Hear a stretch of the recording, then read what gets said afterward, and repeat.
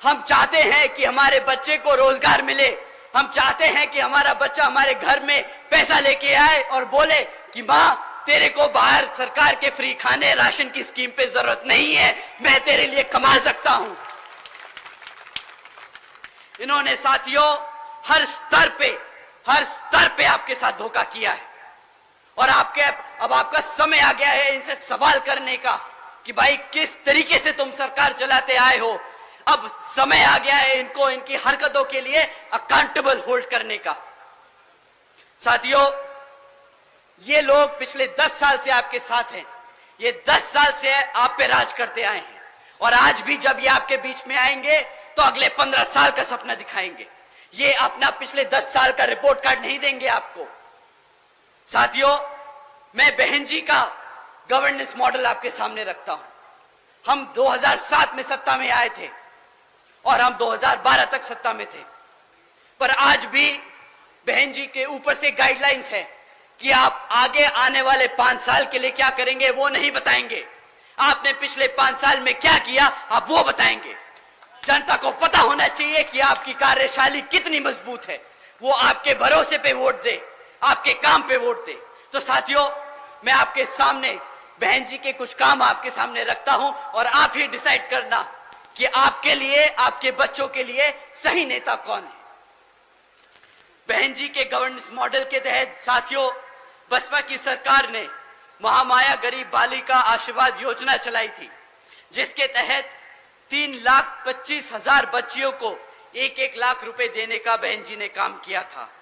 साथियों, बहन जी ने अपनी सरकार में 3,250 करोड़ रुपए अपनी बच्चियों को 1-1 लाख रुपए देने का काम किया जब वो पैदा हुई, ताकि जब वो 18 साल की हो तो उनको अपने माँ बाप या अपने किसी भाई बहन पे डिपेंड ना होना पड़े, वो अपने पैरों पर खड़ी हो सके। देश में पहली बार पैदा होते ही बच्ची 1 लाखपति बनी थी बहन जी के शासनकाल में। साथियों, बहन जी के गवर्नेंस मॉडल के तहत बीएसपी की सरकार ने सावित्रीबाई फूले बालिका शिक्षा योजना चलाई थी, जिसके तहत 7 लाख से ज्यादा बच्चियों को 12वीं तक की शिक्षा फ्री में प्राप्त कराई गई। यहां पे बहन जी ने फ्री में राशन नहीं बांटा, यहां पे बहन जी ने फ्री में शिक्षा बांटी है। आप सब जानते होंगे बाबा साहब क्या कहते थे। बाबा साहब कहते थे, अगर कोई शिक्षा प्राप्त कर ले, शिक्षा क्या होती है? शिक्षा शेरनी का दूध होता है, जो एक बार पी ले तो सिर्फ दहाड़ता है और दहाड़ता ही रहता है।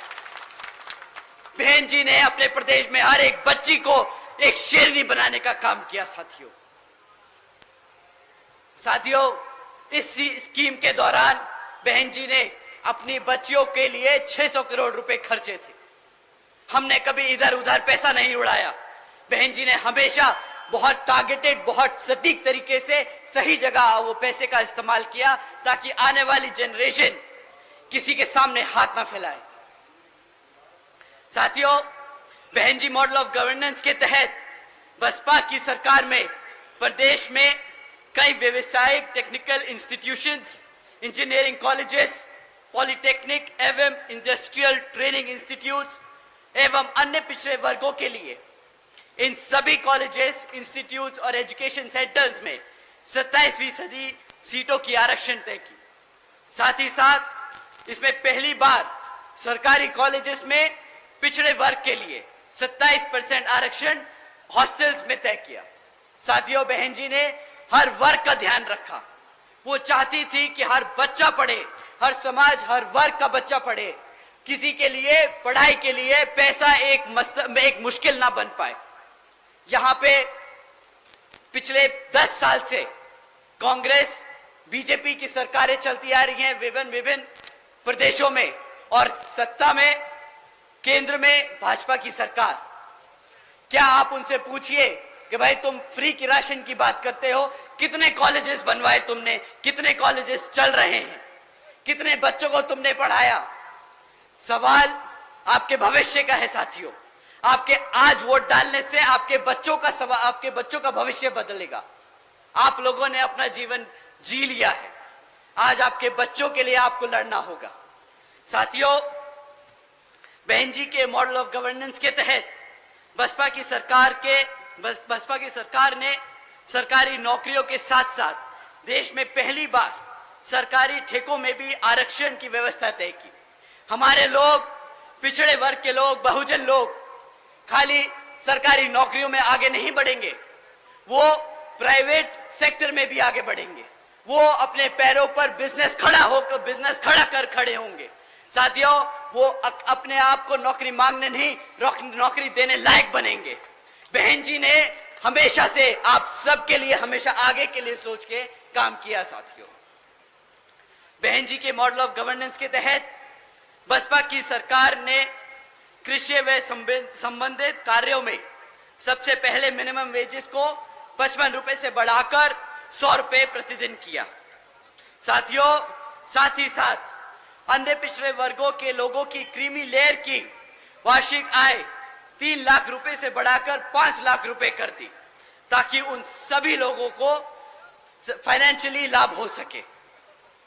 साथ ही साथ बहन जी के मॉडल ऑफ गवर्नेंस के तहत बसपा की सरकार में 90,000 से अधिक शिक्षकों को सरकारी नौकरी दी गई।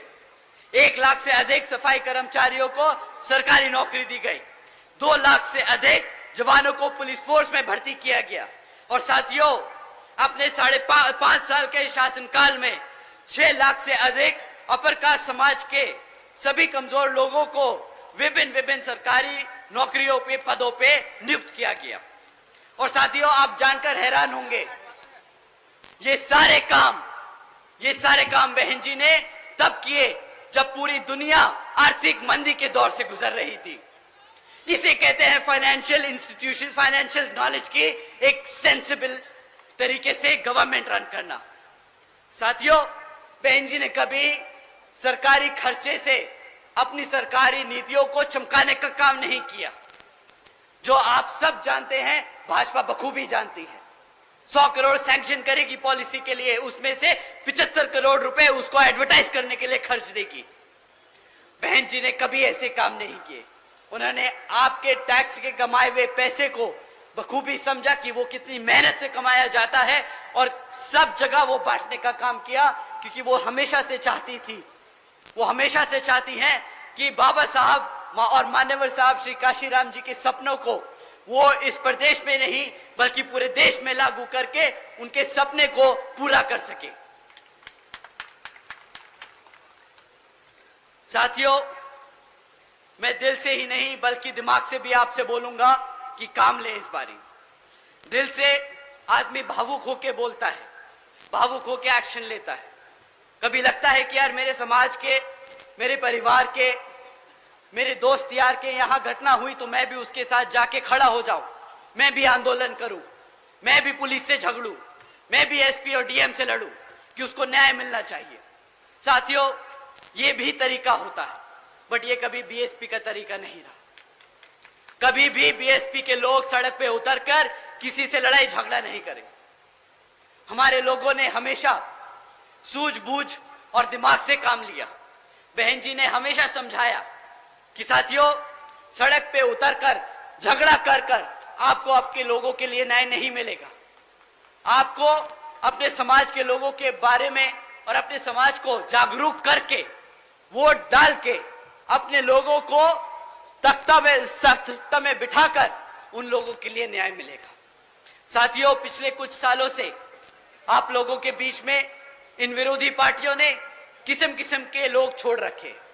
अब नाम लेके उनको बताना क्या, उनको हवा देने की कोई जरूरत नहीं, पर वो आप लोगों को कुछ इस तरीके से भटका रहे हैं, वो मैं काम आपके सामने रख देता हूं और आपको बोलता हूं कि आपसे विनती करता हूं कि उनके चक्करों में ना पड़े, क्योंकि एक बार आप उनके चक्करों में फंस गए तो फिर वहां से निकालना बहुत मुश्किल होगा। साथियों, ये आदमी अपने आप को मसीहा बताता है।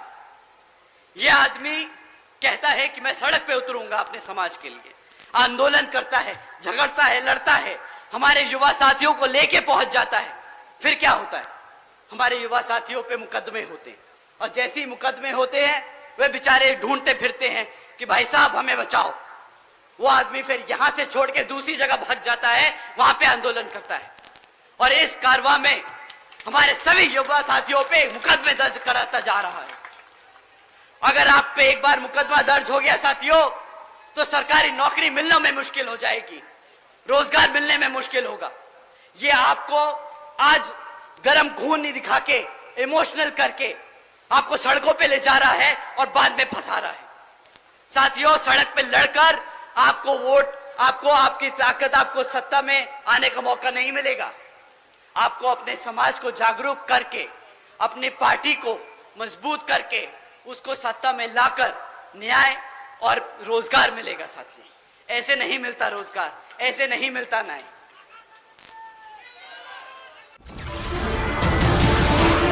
नमस्कार, मैं हूं मानक गुप्ता। अगर आपको हमारा ये वीडियो पसंद आया हो तो इसे लाइक और शेयर जरूर करें, और हां, हमें सब्सक्राइब और फॉलो करना ना भूलें, ताकि आप देश और दुनिया की कोई खबर मिस ना करें। तो जुड़े रहिए हमारे साथ और देखते रहिए News 24।